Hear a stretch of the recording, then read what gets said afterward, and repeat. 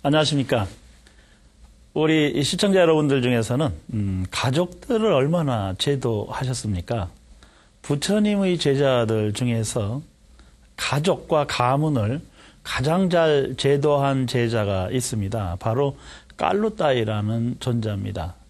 이 깔루따이는 그 부처님의 제자로서 가족과 가문을 가장 많이 그리고 가장 여법하게 부처님의 깨달음의 세계로 이끌어준 그런 존재로 알려져 있습니다.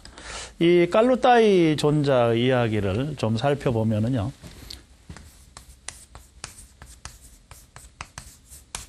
이 깔루따이 존재는 석가족입니다. 그런데 석가족에서도 사실 부처님의 제자로서 부처님과 특별한 인연을 맺은 제자죠. 왜냐하면 부처님과 생년월일이 동일합니다. 부처님과 생년월일이 동일해서 한날에 태어났습니다. 태어난 시는 좀 다릅니다만은. 그래서 부처님과 생년월일이 동일하기 때문에 부처님과 어려서부터 소꿉장난을 하면서 같이 컸고요. 또 성장하면서도 함께 청소년기를 지냈습니다. 그래서 중마고우죠, 부처님과는. 그래서 이 부처님께서 또 출가의 길로 떠나셨을 때, 이 깔루따이 존자는 부처님의 아버지였던 슈토다나 대왕의 아주 핵심 신하로서 활동을 하게 됩니다. 그래서 부처님께서 깨달음을 위해서 6년 고행을 하실 때 이미 깔루따이는 슈토다나 대왕의 신하로서 그리고 카필라성의 핵심 신하로서 활동을 열심히 하고 있었습니다. 근데 문제는 이 깔루따이가 신하로 활동하는데 그 부처님께서 성도를 이루시고 카필라성을 방문하시지 못하셨다는 점입니다. 이미 이때 슈토다나 대왕은 나이가 90이 넘어서 이미 이제 세상을 뜰 준비를 해야 되는 시기였습니다. 이 슈토다나 대왕은 출가해서 성도를 이루신 부처님, 자신의 아들을 매우 보고 싶어 했습니다. 그래서 그 대왕은 많은 사람을 부처님께 사신으로 파견을 했습니다. 몇 번이나 보냈느냐 하면 9번이나 보냈거든요. 그런데도 그 9번이나 간 대신들이 한 번도 부처님을 직접 친견하지도 않고 바로 부처님의 설법을 먼 데서 듣다가 바로 출가해버리는 일이 벌어졌습니다. 우리 왜 조선시대 초기에 함흥차사라는 말이 있지 않습니까? 그 함흥차사, 태조 이성계와 관련된 그 함흥차사 이야기가 부처님과도 연관이 있는 것 있습니다. 이 슈토다나 대왕이 부처님께 9차례나 사신을 보냈지만 사신들이 부처님에게 말씀을 전하기도 전에 이미 출가를 해버려서 부처님께 그 뜻을 이야기할 사람이 없었습니다. 실망을 한 슈토다나 대왕은 굉장히 걱정과 고민에 휩싸였어요. 그때 이 슈토다나 대왕에게 깔루따이라는 사람을 천거한 사람이 있습니다.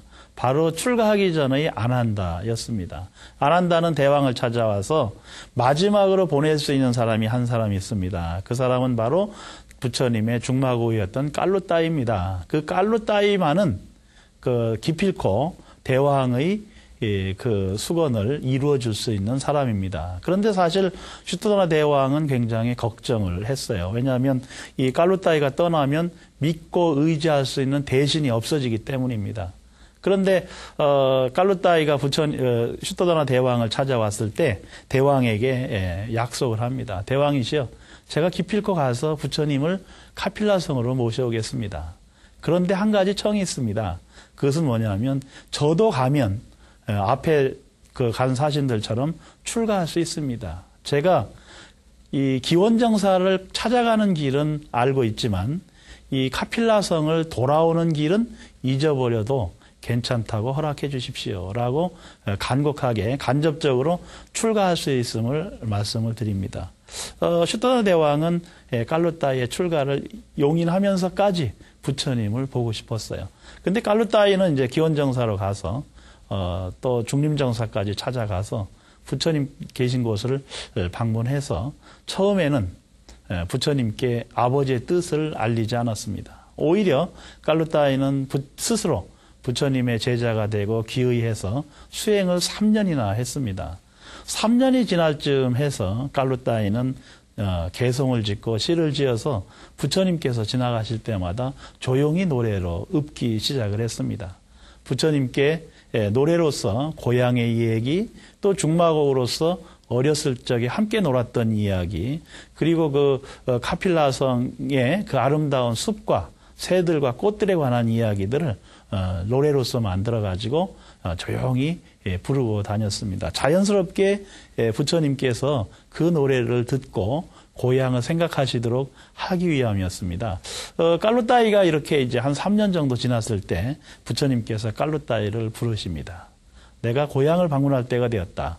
그래서 부처님께서 고향을 방문하시게 되는데 샤카족이 살던 카필라성으로 이동하시던 부처님께서 60일 이상을 걸어서 이 카필라성을 도달하시게 되는데요. 그때 이 삭가족의 그 카필라성에서 가장 먼저 부처님께서 찾은 곳이 어디냐면 바로 깔루따이의 집입니다. 부처님께서 깔루따이의 집에 들어가셔서 공양을 받으시고 그리고 그 깔루따이 친족들과 가족들의 인사를 받습니다. 그때 깔루따이의 모든 가족들은 또 그리고 친인척들 수백 명이 전부 부처님께 귀의하고 부처님이 제자가 되고 제가신자로서 여법한 그 활동을 약속하게 됩니다. 그래서 깔루따이에 대해서 부처님께서 이 부처님이 제자로서 그 가족과 가문을 가장 잘 교화한 그런 부처님이 제자다. 이런 말씀을 아함경에서 칭찬하신 내용이 나와 있습니다. 근데 문제가 있습니다. 깔루따이는 이렇게 가족과 가문을 잘 제도는 했습니다만은 그런데 이 깔루따이는 좀 천성이 약간 게을렀고요. 그리고 또 하나는 문제가 뭐냐면 말을 함부로 했습니다. 그래서 본인은 다른 사람에게 아픔을 준다고 생각하지 않고 생각나는 대로 이야기를 했습니다마는 듣는 사람들은 그 깔루따이의 말이 비수가 되어서 들리는 경우들이 종종 있었습니다. 대중 속에서 말을 함부로 하면 어떻게 되겠습니까? 화합이 깨트려지게 되겠죠. 깔루따이는 과거 부처님과의 인연 때문에 사실 좀 교만해졌을 수도 있습니다. 그래서 말을 함부로 하기 때문에 그 옆에 있는 수행자들이 불편함을 느꼈습니다. 그래서 부처님께 조용히 여쭈었습니다. 깔루따이가 자기의 말을 신경 쓰지 않고 하기 때문에 다른 사람들에게 아픔을 주고 때로는 화합을 깨는 경우가 있습니다. 그래서 부처님께서 깔루따이를 불러다 놓고 그렇게 이야기를 하십니다. 깔루따이 얘기를 다 들으시고 나서는 깔루따이처럼 아주 적은 지식밖에 없는 사람이 수행을 제대로 하지 않는다면 마치 그냥 늙어가는 황소와 같다. 이렇게 말씀하셨고요. 그는 그저 살만 많이 쪘을 뿐 지혜는 전혀 잘하지 않는구나.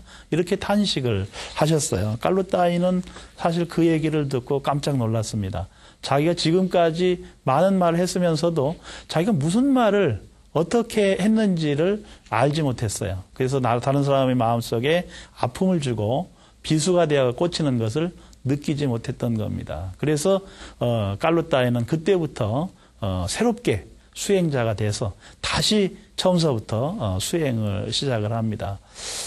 부처님께서 이제 이 깔루따이 얘기를 하시면서 다른 곳에서 또 다른 설법을 하시게 되는데 그게 바로 네 종류의 말입니다. 부처님께서 이 네 종류의 말이 있다. 세상에는 네 종류의 말이 있다. 근데 그 네 종류의 말이라는 것은 어떤 말이냐?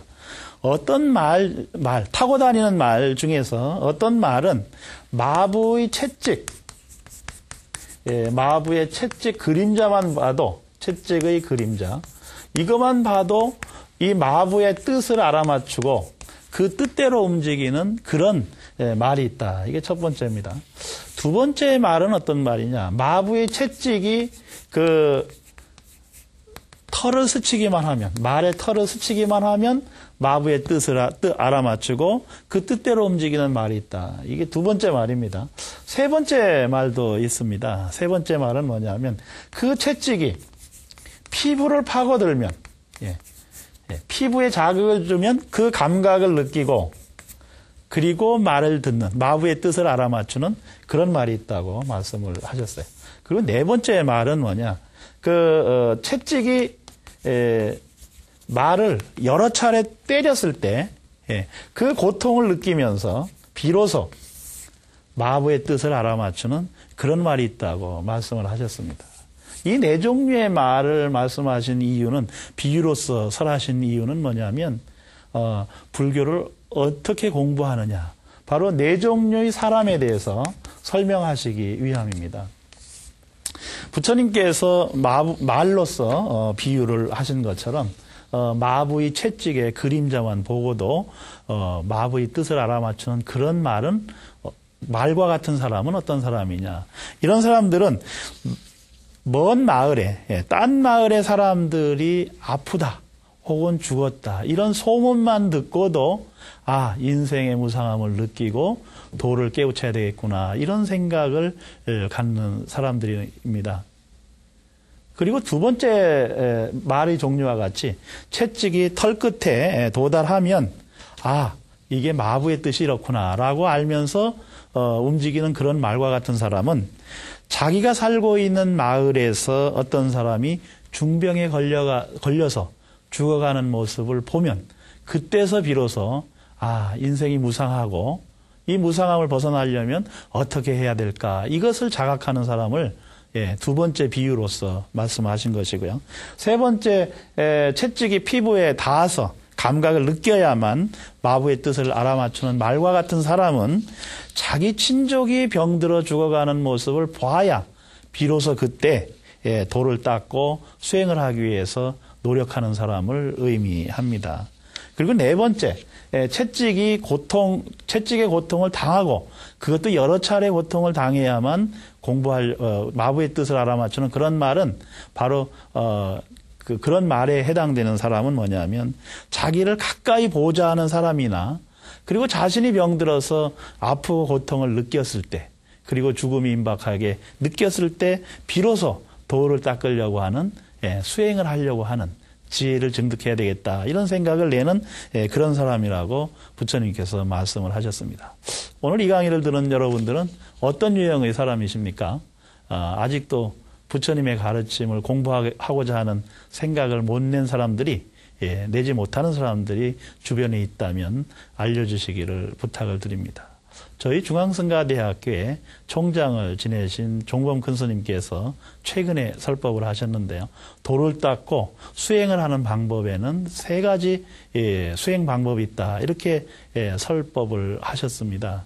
그 설법의 내용을 간단히 좀 소개를 해드린다면, 도를 닦고 수행하는 방법의 첫 번째 수행은 예불 수행입니다. 예불. 스님께서는 예불 도행으로 말씀을 하셨고요. 두 번째는 수증 도행.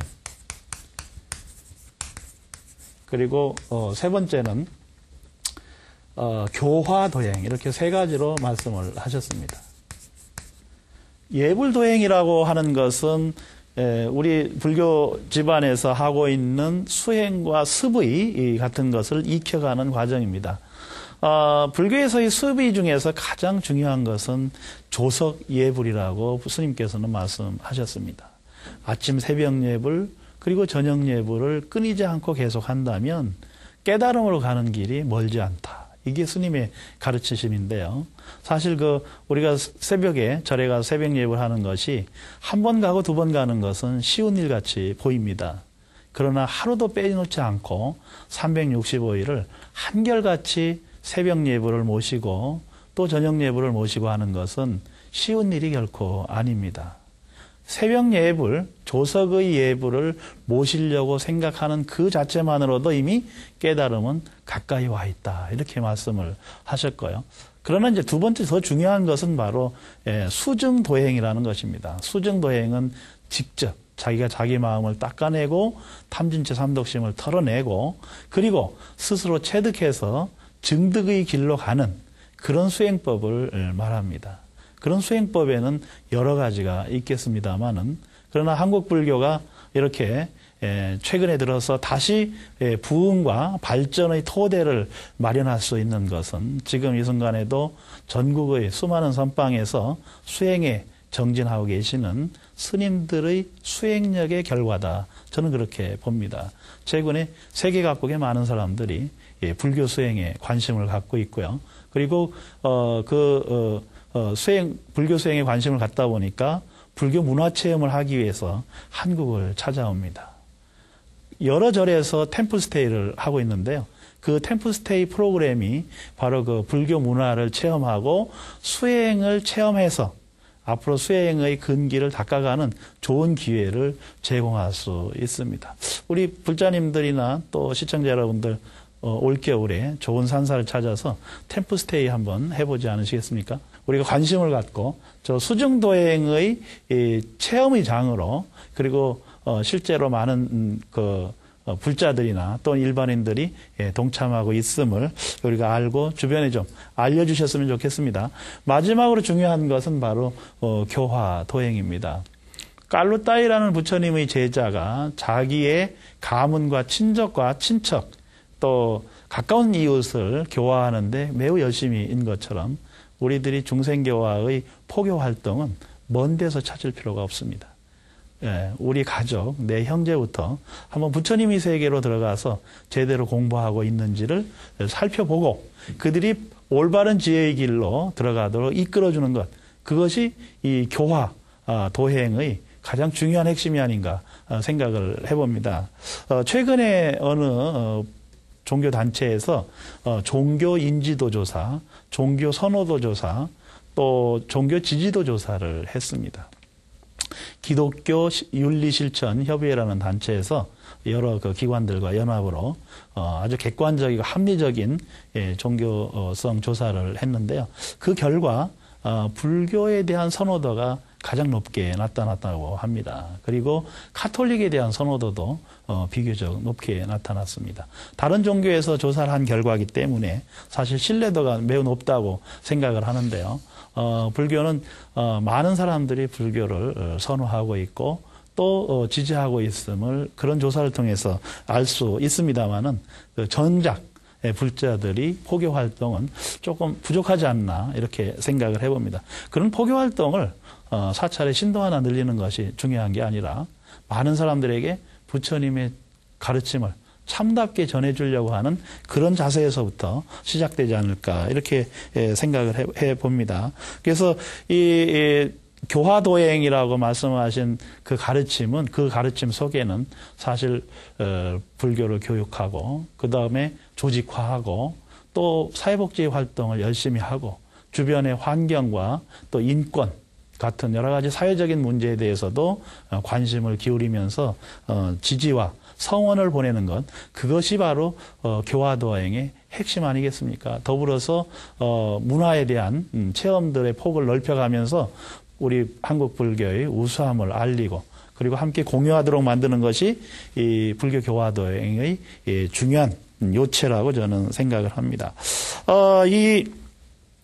깔루따이가 이제 어느덧 나이가 들어서 열반에 들 때가 되었습니다. 이 깔루따이는 열심히 수행을 해서요, 이제 아라한의 경지에 들었습니다. 근데 깔루따이가 어느 날 열반에 들으려고 했을 때 석양에는 태양이 비추고, 그리고 서광이 비추면서 깔루따이 몸에서도 후광이 일어나고 빛이 났습니다. 바로 그때 그 깔루따이를 보기 위해서 빠세나디라는 왕이 왔었습니다. 그 왕이 이 깔루따이를 찾아왔을 때 그 왕이 입고 있었던 그런 그 옷에서도 황금빛 옷에서도 빛이 났습니다. 그리고 깔루따이가 열반에 들려고 할 때 동쪽에서는 달이 떠서 비추고 서쪽에서는 태양이 지면서 마지막 빛을 비추고 있었습니다. 그때 아난존자가 이 모습을 보고 부처님께 그렇게 말씀드렸습니다. 깔루따이가 열반에 들려고 합니다. 깔루따이가 열반에 들려고 하니까 세상에 네 가지 빛이 비추고 있습니다. 하나는 왕이 그 빛이 있고요. 두 번째는 수행자가 열반 적정에 들어갈 때 뿜어내는 그런 광명의 빛이 있고, 그리고 하늘에는 태양의 빛과 달의 빛, 이 네 가지의 빛이 함께 비추고 있습니다. 이렇게 부처님께 말씀을 드렸습니다. 그러니까 부처님께서 이렇게 말씀을 하셨습니다. 왕이 비추는 그 빛은 그 왕이 왕자의 자리에 있을 때, 왕의 지위에 있을 때 비출 뿐이고, 수행자가 바라는 그 빛, 그것은 수행자가 선정에 들어서 깨달음을 성취하고 완전한 열반에 들어갈 때 나타나는 빛이고요. 태양의 빛은 태양이 하늘에 떠 있을 때 비추어지는 것이고, 달의 빛은 그 달이 하늘에 떠 있을 때 비추어지는 빛이다. 이렇게 이야기를 하셨습니다.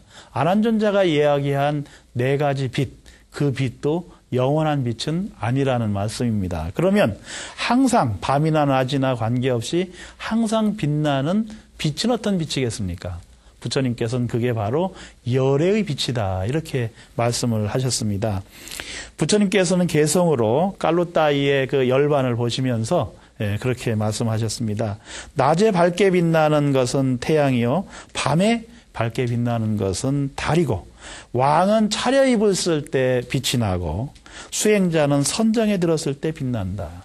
그러나 부처님만은 낮이나 밤이나 항상 찬란히 빛나는 것이다. 그렇게 낮이나 밤이나 항상 찬란히 빛나는 부처님의 지혜 광명을 오늘 강의를 들으신 모든 사람들이 함께 나누시면서 또 주변에 깔루타이처럼 가까운 가족부터 교화하고 또 부처님의 가르침을 전해주는 그런 삶이 되기를 부탁드립니다. 오늘은 8번째 강의를 깔루따이 이야기로 마감하고자 합니다. 여러분 대단히 고맙습니다.